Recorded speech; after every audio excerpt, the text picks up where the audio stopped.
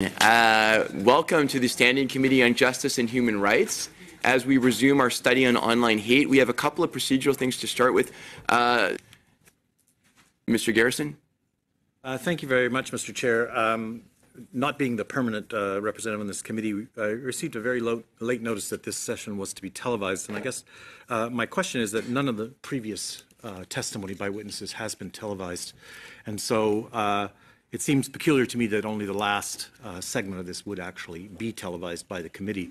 So I guess I'm going to ask the chair why that's taking place, but perhaps short circuit that by simply saying that I'll move at this time that this meeting not be televised any further.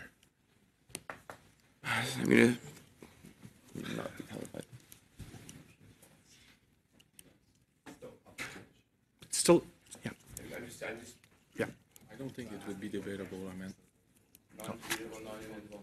Okay, so it is a receivable motion which is non-debatable and non-amendable according to the clerk. We will not televise this the rest of this meeting, and I will suspend for 1 minute, and we will move to an audio recording, and then we will hopefully start with the witnesses.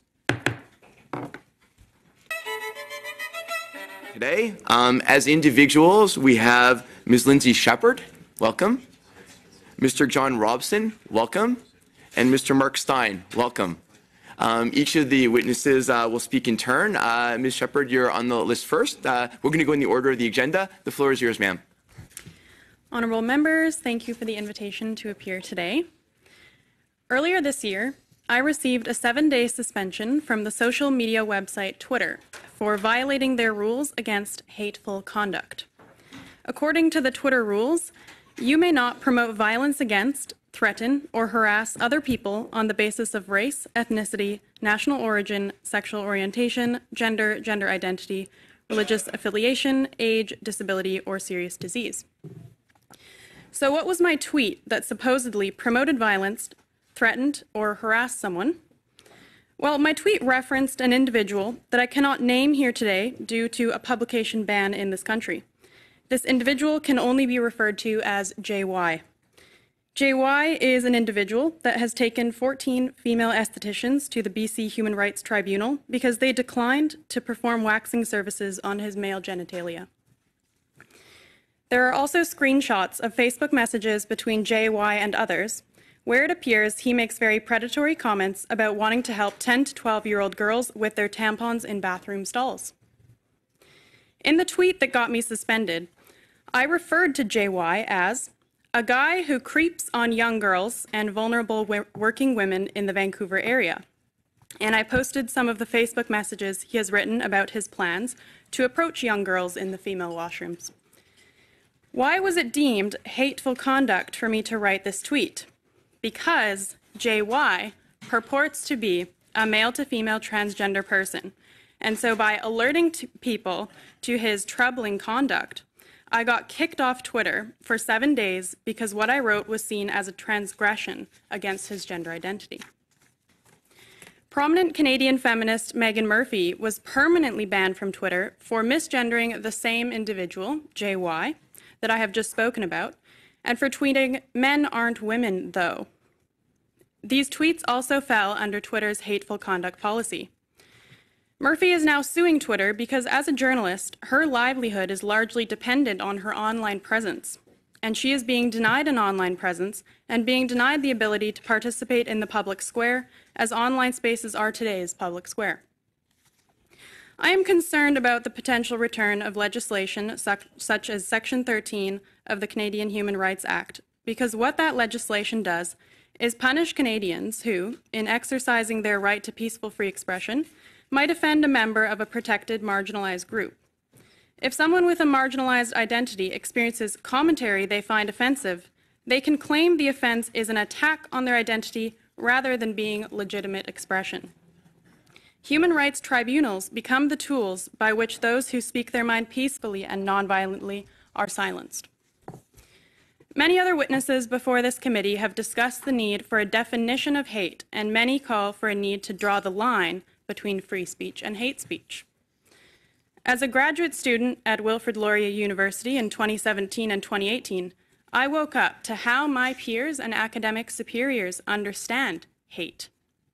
When the word got out that I had played an excerpt from TV Ontario's The Agenda with Steve Paikin in the classroom that I was a teaching assistant for, an excerpt that featured psychologist Dr. Jordan Peterson discussing Bill C-16, compelled speech, and gender pronouns, a PhD student at my university said at a rally that I had played hate speech in the classroom and had violated the spirit of the Charter of Rights and Freedoms. Likewise, a professor at George Brown College named Dr. Griffin Epstein asserted in a letter to the Toronto Star that I had played, quote, hate speech in the classroom, end quote. And these are just two examples. Recently, Facebook has taken to banning white nationalists from their platform. If you poke around online, tons of people call me a white nationalist and a white supremacist because I have offered criticisms of the practice of Indigenous land acknowledgements and have cited the statistically backed up fact that white Canadians are becoming a minority in Canada. An instructor at Wilfrid Laurier University, Dr. Christopher Stewart Taylor, used class time in his anthropology class to tell his students that I have neo-Nazi, white supremacist ideologies, which he followed by saying, I shouldn't have said that, forget I said anything. So, I don't have a Facebook account, but if I did, would they ban me? How many people does it take to smear you as a white nationalist or white supremacist before you get banned from certain online spaces? This committee has noted that underlying their study on online hate is a finding by Statistics Canada that reported a 47% increase in police-reported hate crimes between 2016 and 2017. However, this increase is principally from non-violent crimes. As the Statistics Canada website reads, police-reported hate crime in Canada rose sharply in 2017, up 47% over the previous year, and largely the result of an increase in hate-related property crimes, such as graffiti and vandalism. Now, perhaps you caught this story in the news recently. A couple of months ago, at Laurentian University in Sudbury, a student found some candy arranged in the shape of a swastika on a cafeteria table. This swastika-shaped candy arrangement is being investigated as an incident of hatred and intimidation by the university. However, I do not think that one single isolated incident of candy arranged in a swastika is enough evidence to indicate that anyone is trying to incite hatred, target, or intimidate. This is an example of how the bar for what constitutes hate is too low. I have had so many encounters with the hypersensitivity around what constitutes hate that I know bringing back Section 13 of the Canadian Human Rights Act would be a mistake. It would cast too wide of a net, and extremists who are already intent on causing real-world violence will go to the deeper and darker web to communicate, whilst individuals who shouldn't be caught up in online hate legislation will inevitably get caught up in it. Thank you. Very much to all the witnesses. We're now going to go to questions. Mr. Fraser? Thank you, Mr. Chair. I'll be sharing my time with Mr. Erskine Smith.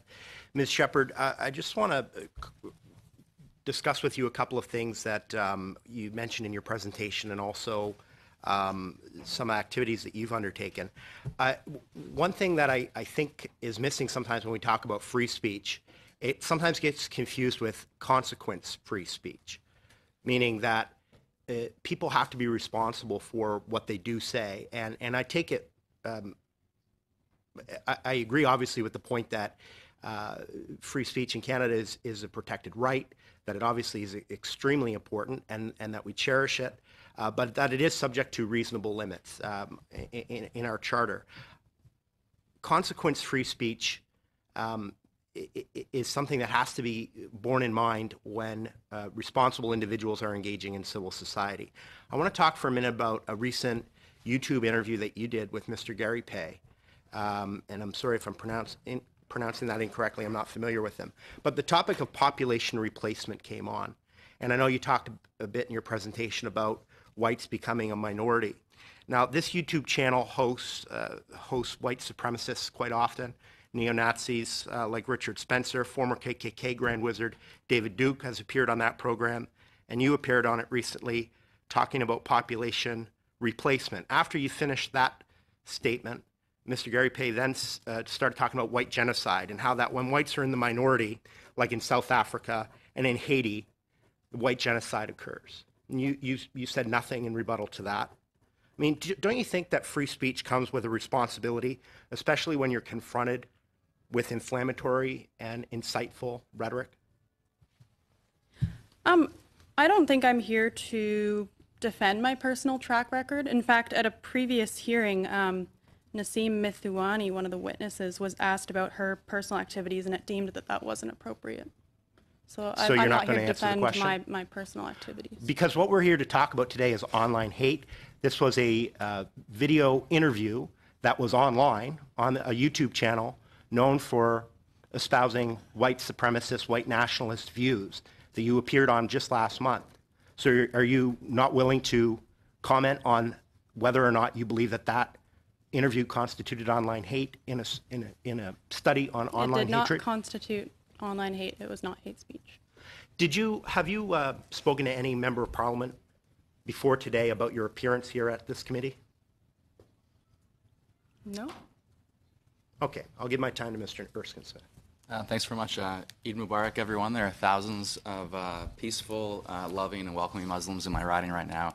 I'm normally in Dentonia Park with them. I'm here with you instead. And the last thing I will say, because it's not just the end of Ramadan this week, but it's also this Thursday, the 75th anniversary of D-Day. And Ms. Shepherd, when you go on YouTube and you embrace the views of population replacement with a white nationalist, just remember who the Nazis are. Thanks very much. Ms. Shepherd, do you want to respond at all to that? No. Mr. Assassi is next. Mr. Assassi? Thank you, Mr. Chair. Now, if I could start off with Ms. Shepherd. Ms. Shepherd, on March 22nd, you were published in Maclean's. There is a quote attributed to you, and I suspect you had said, appearing on a neo-Nazi podcast and reciting slogans associated with Nazism is distasteful, destructive to healthy race relations, and completely deserving of harsh criticism. Do you still stand by that? Absolutely. Yep. That was March 22nd, 2018. Okay. Would you agree that racism can be destructive to healthy race relations and deserves to be criticized and condemned? Sure. And you would say the same thing about sexism and homophobia. They're destructive to the public order and they should be condemned? Well, then I have to go into how are you defining those things, but as a general, just as the question as it is, yes. Yes, so you agree that all of these isms can be troubling to the public order? Sure. And should be condemned? Sure. Okay, so do you think that public figures, Canadian public figures, have a responsibility to condemn hate speech? No. No, you think it's perfectly fine. So you agree it's destructive, but you don't think it should be condemned?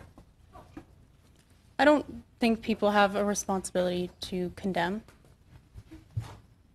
You don't think people have a responsibility to condemn?